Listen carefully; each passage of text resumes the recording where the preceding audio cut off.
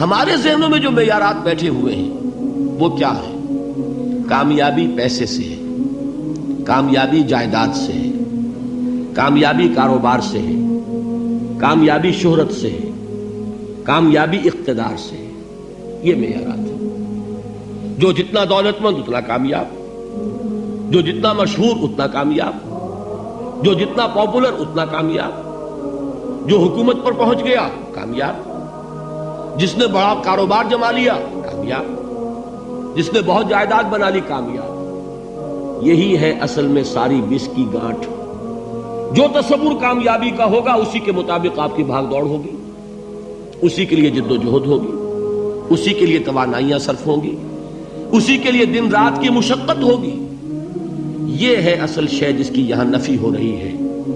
کامیابی دولت سے نہیں، کامیابی شہرت سے نہیں، کامیابی اقتدار اور طاقت اور حکومت سے نہیں، بلکہ کامیابی ہے ایمان سے، عمل صالح سے، تواصی بالحق سے، تواصی بالصبر سے. آپ غور کیجئے اس نقطہ نظر کا، اس ایٹیچیوڈ کا، یہ جو مینٹل ایٹیچیوڈ ہے اس کا بدل جانا ہی انسانی شخصیت کے اندر انقلاب برپا کرے گا. اب آپ کا نتیجہ کیا نکلا؟ اگر تو دولت سے کامیابی ہوتی تو قارون بہت کامیاب تھا، اگر حکومت سے کامیابی ہوتی تو فرعون اور نمرود بہت کامیاب تھے. کامیابی ان سے نہیں ہے. کامیابی انسان دولت میں قارون کی دولت تک پہنچ جائے اور دنیا میں دبدبہ اور اقتدار اور سلطنت اور حکومت کے اعتبار سے وہ نمرود اور فرعون کا مقام حاصل کر لے، وہ ناکام ہے، خائب ہے، خاسر ہے، برباد ہے.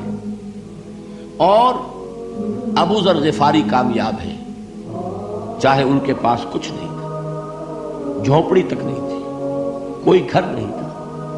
حضور نے فرمایا ہے اللہ کے کچھ بندے ایسے ہوتے ہیں جو کسی محفل میں جانا چاہیں تو انہیں اجازت نہ ملے، جو کہیں اگر رشتہ کرنا چاہے کوئی ان سے رشتہ کرنے کو تیار نہ ہو، کہیں کوئی سفارش کرنا چاہے تو ان کی کوئی بات ہی نہ سنے.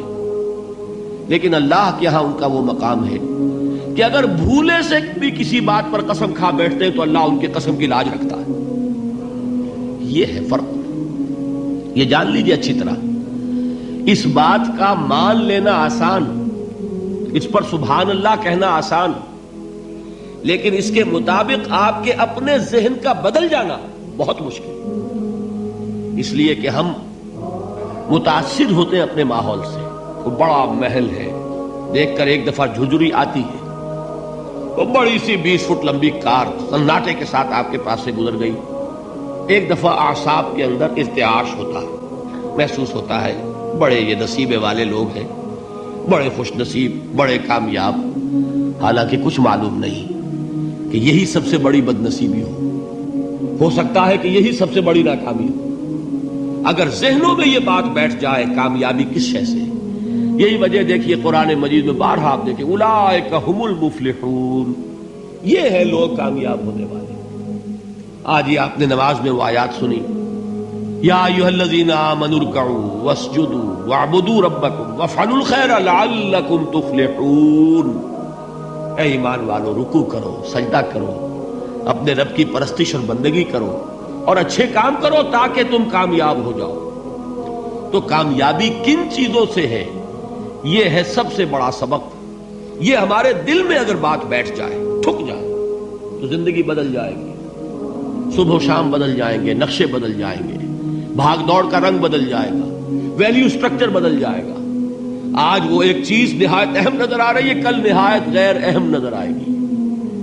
جیسے کہ حضور کی حدیث ہے مالی ولد دنیا، مجھے تمہاری اس دنیا سے کیا سروکار ہے. انما مثلی کراکب استظل تحت شجرۃ ثم راح فترکها، میری مثال تو اس سوار کی سی ہے جو تھوڑی دیر کے لیے ایک درخت کے سائے میں ٹھہرتا ہے سستانے کے لیے، پھر وہ اپنا راستہ لیتا ہے. اسے اس درخت سے مستقل تعلق اس کا نہیں ہے، وہ اس کا گھر نہیں، وہ اس کی منزل نہیں. اسی طرح یہ دنیا میرا گھر نہیں ہے. اب دیکھیے ہم کہتے ہیں انا للہ و انا الیہ راجعون، ہم تو مسافر ہیں، ہم اللہ کے پاس سے آئے، اللہ کی طرف ہمیں لوٹ جانا ہے. کن فی الدنیا کانک غریب و عابر سبیل، حضور فرماتے ہیں دنیا میں ایسے رہو جیسے کہ تم اجنبی ہو یا راہ چلتے مسافر ہو. لیکن یہ طرز عمل کب ہوگا؟ جبکہ یہ آیت ہمارے ذہنوں کے اندر بیٹھ گئی ہو. والعصر ان الانسان لفی خسر الا الذین آمنوا وعملوا الصالحات وتواصوا بالحق وتواصوا بالصبر. یہ ہے اصل بات جو میں نے عرض کیا تھا کہ میں بتاؤں گا صحابہ کیوں ایک دوسرے کو یاد دلاتے تھے. اس لیے کہ دیکھیے جیسے برف باری اگر ہو رہی ہو، آپ باہر نکلیں گے تو برف آپ کے کپڑوں پر جم جاتی ہے نا، تو آپ جھٹکتے ہیں کپڑوں کو تاکہ برف ہٹ جائے.